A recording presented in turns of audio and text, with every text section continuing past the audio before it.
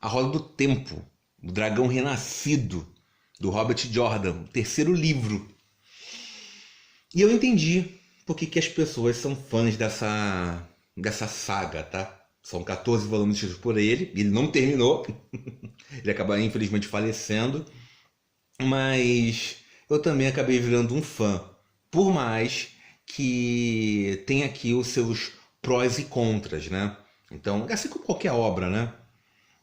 E também é injusto, porque você comparar e fazer sombreamentos assim, como, por exemplo, O Senhor dos Anéis, A Chama de Gelo e Fogo, e quando você compara com A Roda do Tempo. O Martin lá, ele acaba pegando o pensamento contemporâneo e ele entrelaça com a fantasia e ele apresenta e coloca os personagens com muita manha, com muita sagacidade. O Tolkien, nessa parte descritiva, afinal ele está sendo a ponta da lança, né? Ele está criando e influenciando esse estilo fantástico para todos. Então, é como aquela coisa do Cícero, né? Você nunca fica atrás de alguém de um grande orador. O seu discurso vai perder, entende? Então é por aí. O Tolkien ele faz isso, então quando você vai realmente narrar, gera essa comparação. E aqui o Robert Jordan, esses contras, é que falta ali uma maturidade. Até uma personagem feminina, né, por exemplo, ela, o que essa menina mexe na trança, a Nina Eve, pra, nossa, isso é falta de capacidade do autor. Ele vai narrando um cacoete para colocar expressão de insatisfação dela, o nervosismo que ela está colocando. E a psique feminina é muito mais do que isso. Muito mais. Então, o homem às vezes ele falha e vice-versa na questão de você descrever a outra sexualidade. Essa falta de incompreensão. Em compensação, esses personagens, esses cinco, né? O Randy, a Egwene, o Matt, o Perrin e finalmente a Nynaeve, eles vão adquirindo maturidade, vão adquirindo substância com o tempo. Ele vai traçando um ponto e acaba, eu vejo como um ponto de defeito, mas ali vira uma característica. Ele demora muito para narrar. Do tipo, tal personagem está fazendo isso, aí ele vai andar não é de um ponto A e o B. Ele faz isso, aí ele vai sonhar. Ele tem eu vou descrever o que acontece no sonho. Aí ele acorda, ele come isso. Ah, ele vai, aí depois ele vai e ele monta. Aí depois acontece isso, ele se veste disso. Do tipo, por que você não faz, chegou no ponto A e B, teve pesadelos e sonhos e descreve isso, resolve isso tudo isso numa página. Tá? Então explica por que durou esses 14 volumes. Não é porque a história precisou disso. Ele geralmente ele vai rodando. E do tipo, olha, o Tolkien ele fez isso, ele vai muito lento no início na dicção da descrição. Tanto vai escrevendo cada folha, a passagem, mas depois quando chega na parte da ação, ele não perde tempo nisso. Então, o terceiro livro, ele tinha que estar rodando já no outro timing. Ó, tô fazendo isso, e vai até o final, depois como você chega, porque a roda foi girando lentamente e agora está acelerando. Só que o Robert Jordan, ele vai aumentando, aí ele acelera, aí depois ele diminui. Então vai funcionando como um TA. Fica uma característica. Aí tem esse grau de imaturidade desses personagens na questão de descrição. Acabam sendo muito rasos, mas em compensação tem alguns pontos que ele acaba sendo ali mais à frente. Ele coloca o Red, por exemplo, tendo um poliamor. E as personagens que vão se envolver, não vai se envolver ali com duas mulheres, e sim com três. Uma delas até pensa que vai sofrer com isso. Entendeu? Do tipo, já começa a aceitar que vai ter isso. Afinal, ela prevê. Então, há outros pontos positivos. Por exemplo, que me chama. A gama de personagens que você acaba se importando. Você se importa com esses 5. Depois também com o Lan. Aí você importa com a minha. Depois você importa com a Elaine. Aí você vai importando. Ei. Eu me importo também com o Menestrel lá. Com todo tipo. É interessantíssimo a questão do arco. Então você vai se envolvendo com esses personagens e falando: opa. Isso é um grande mérito do Jordan, tá? Então, prós e contras. Tem esse grau, por exemplo, uma parte que ele falha. Ele coloca os vilões antiguíssimos e poderosíssimos e com 3.000 anos de sagacidade E eles ficam muito acima dos magos atuais, na verdade das magas atuais e tudo mais. Ele não consegue transpassar isso no papel. A gente nem consegue fazer isso. Os personagens não têm manha nenhuma. Então isso, falta de capacidade do autor. Em compensação, a criação da trama, de você atravessar, de você criar essa expectativa do tipo, ó, a previsão é nisso, essa pena é nisso e tudo mais, você tem todo, e até mesmo uma explicação do tipo, tá, eu posso morrer, mas eu retorno. Você me venceu aqui, matou, destruiu meu corpo? Tá. Não tem importância. Eu tenho 3.000 anos, eu sou imortal. Eu volto. Então não existe erros, tem até um quê disso. Tudo que está acontecendo aqui não vale, vale para você, mas para mim não. Você fica realmente assim, interessado do que vai acontecer. E esses personagens eles vão maturando. O Matt, por exemplo, ele não. Ele tem um quê de meio de bardo, meio ladino. Não aceita meio o papel dele, vai relutante, até faz as coisas, mas fica ali. Mas ele acaba fazendo. A Gwen, ela vai tendo esses poderes, mas ela vai tendo a maturidade, até mesmo para fazer em termos da magia, vão passando por processos em termos de enfrentar. O Randy também, ele sai ali do tipo, tá, estou pensando em poliamor, né? Você quer saber o que acontece. Aí, Randy, você vai ficar com qual mulher? Ou quais? Ele, eu não tô nem pensando nisso. Eu tenho uma missão para fazer e eu quero terminá-la antes de ficar louco. E ele sai de presa para caçador. Isso é interessante demais. Coloca realmente a coisa para esquentar, usando a magia, vem cá, perseguindo. Poxa, chega uma parte ali, que ele tá perseguindo na parte final do livro. Nossa! Ele não sabe o que tá fazendo, mas a questão não é nem a magia que tá explicando que ele não tá. A forma como ele não tá. Não é nem isso. Vou explicar melhor, tá? Que eu me embolei aqui. Mas a questão não é. O Punch está lançando magia nele, ele está desfazendo, voltando à normalidade. E ele não compreende muito bem como está fazendo isso. Mas a questão é que ele continua perseguindo. Tá, deu certo, eu vou. Ele vai na fome. E isso é muito legal.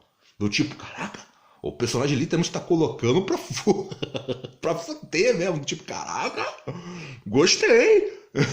Tá sendo um Luke Skywalker que não foi. Que o Luke não foi. Até foi durante um pouquinho lá em Mandalorian, né? E no finalzinho, né? Mas o Luke era um personagem bundão, que fica bundão, aí depois ele fica legal, aí depois ele volta a ser bundão de novo.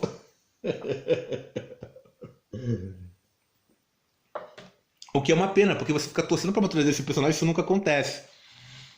Então, bem lento no início, eu tô assim, interessado no que vai acontecer, como eu te falei, eu me importo com esses personagens. E aqui, ó, o Tom, né? O Tom também é muito legal, entendeu? Gosto também demais do Lan da... Eu sempre esqueço ali a Moriane, né? Porque o que acontece?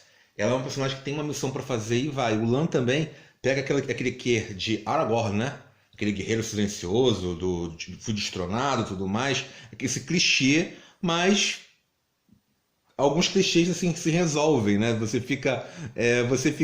Não é que se resolve, serve, você quer. Tá, ela vai morrer. Como ela chega na parte do tipo, ó, eu vou enfrentar a ameaça, não vou. Você não! Não! Não! E ela faz uma magia estupenda, porque ela também evoluiu ali. Mas de novo, como eu falei com vocês, tal personagem para ter uma manha, para ter uma manipulação em termos de trama, é muito mal descrito. Do tipo, teria que colocar. Nossa. É um mindinho com magia, gente. Entendeu? É um mindinho com magia. Então, o Martin, ele fica muito à frente. E não apenas ele, tem outros livros também aqui que eu já inclusive apresentei, A Corte do Ar e outros, entendeu?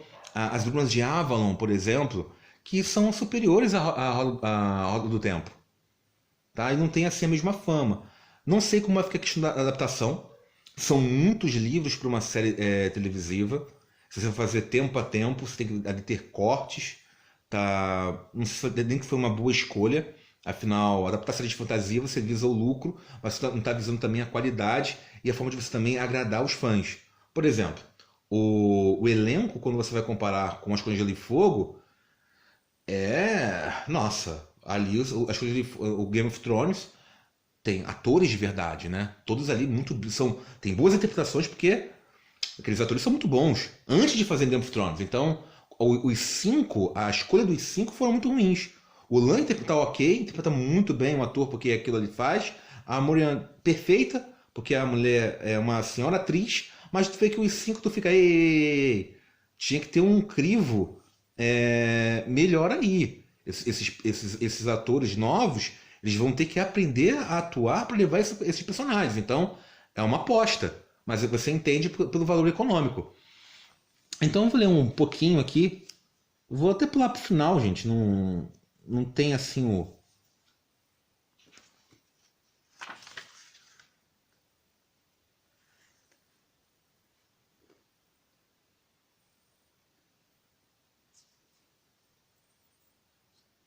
Tá. Como se viesse uma resposta, um feixe de luz fulgurante, como que Moirane criá-la irrompeu nas sombras por entre as colunas, direto na direção do seu peito. Por instinto, seu pulso torceu a espada. Foi mais um instinto que qualquer outra coisa que o fez liberar fluxos de Saidin para o de Kalandor. Uma inundação de poder que fez a espada cintilar mais forte do que aquele fez que se aproximava dele como um raio. O equilíbrio constante entre existência e destruição oscilava. Sem dúvida aquela corrente o consumiria. O feito de luz atingiu a lama de Kalandor e se partiu, dividindo-se e passando pelos lados. Ele sentiu o casaco chamuscar com a passagem da luz. Sentiu o cheiro de lã queimando. Atrás de si, as duas partes do fogo congelado, de luz líquida, atingindo gigantescas colunas de pedra vermelha. Por onde elas passaram, a pedra deixou de existir. Gente, isso aqui é muito bacana de ver, né? Olha, imagina o visual.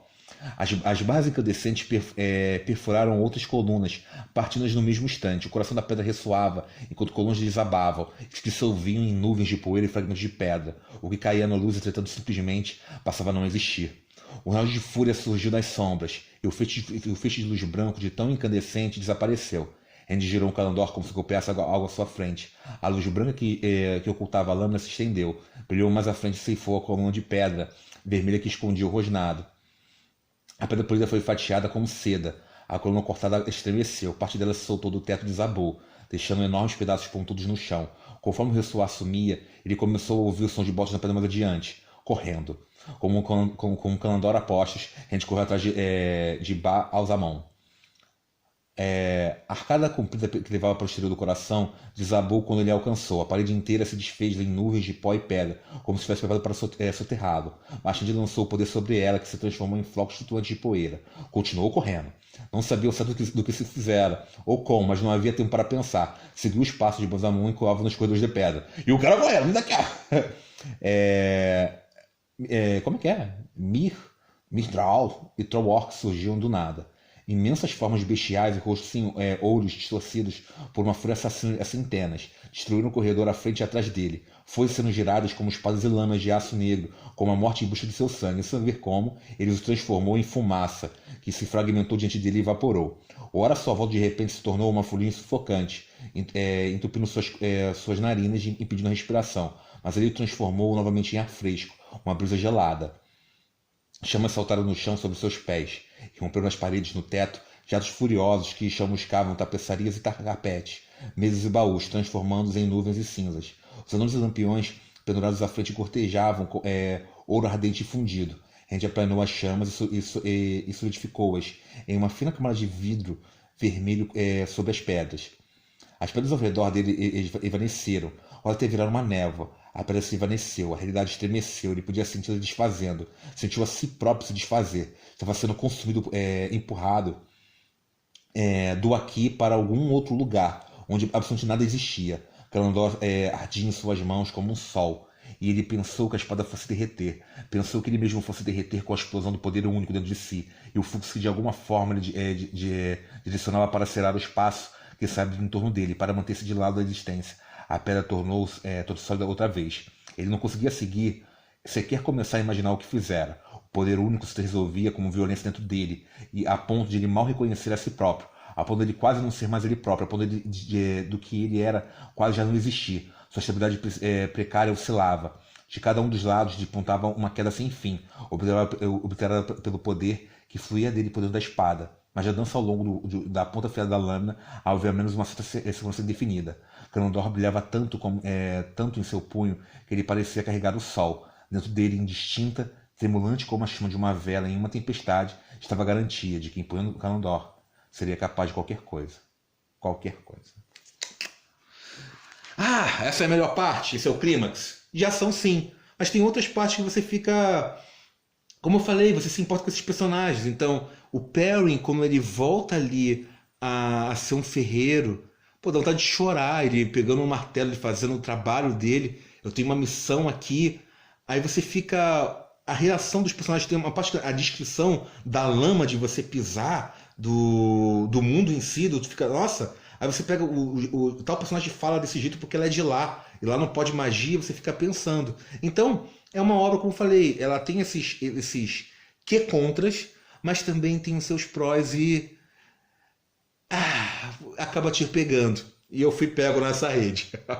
Então, eu vou dar mais uma chance pra Roda do Tempo e vou ler o 4º livro. Não sei se vou ficar aqui. Mas, até o próximo vídeo, gente. Fui!